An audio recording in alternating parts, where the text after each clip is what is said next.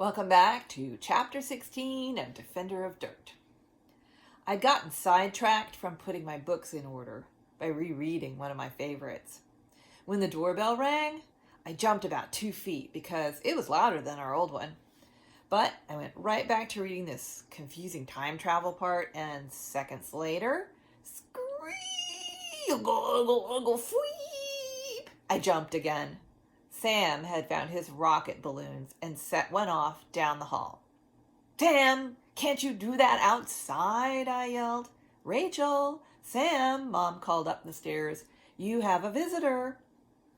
Had Sydney wheedled her way into the house so she could get a look out my window?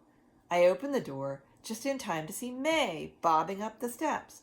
Then the look of surprise on her face when went another balloon, bouncing off the walls and the ceiling and landing in front of her. "Uh-oh," she laughed so hard she had to hang on to the railing. "Here comes the hiccups. You are going to think this is how I always talk." "Need a glass of water?" Sam asked, busy filling up the next one of his balloons with his balloon pump. "No thanks. They go away pretty quickly, usually." "Sam, I'm not kidding. Do the next one outside before Mom starts complaining too." I didn't know what was coming at me. May laughed again. "I'm here to bring you to an invitation." She gave us a card with a big hand-drawn sunflower on the front. "We're having a garden potluck tomorrow evening with Bill and his friend Garrett and some neighbors. We'd like your family to come." "Great!" Sam burst out. "I'll go down and ask Mom." "It's okay, Sam," May answered. "She already said yes." "That sounds really fun, May," I said. I was hoping we'd get to go through the willow tunnel and see her yard. "Do you have time to come in and see my room?" I asked her. "It's a big mess, but I think we'll all fit." "Oh, yes, I love looking at people's rooms. My mom calls me Little Miss Feng Shui because I'm so good at arranging things with the bagua."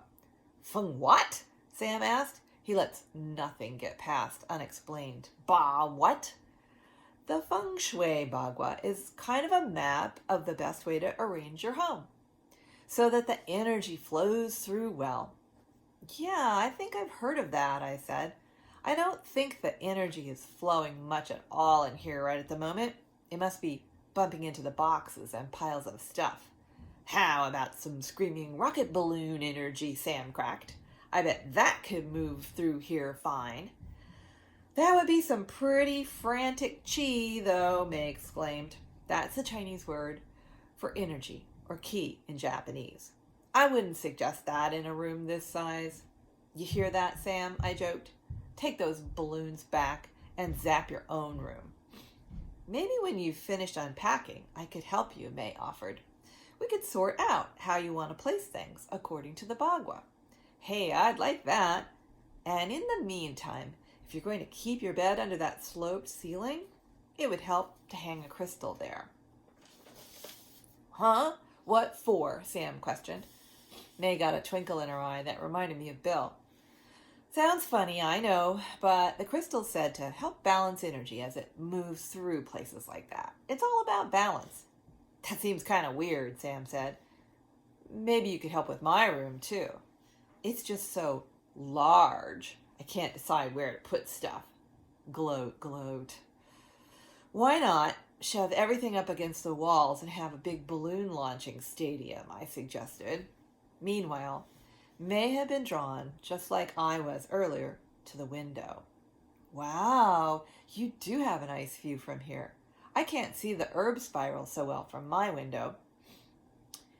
"Yeah, wouldn't Sydney just love to get in here and take some pictures from that window?" Sam blurted out. Sam was opening the can of worms and dumping them out.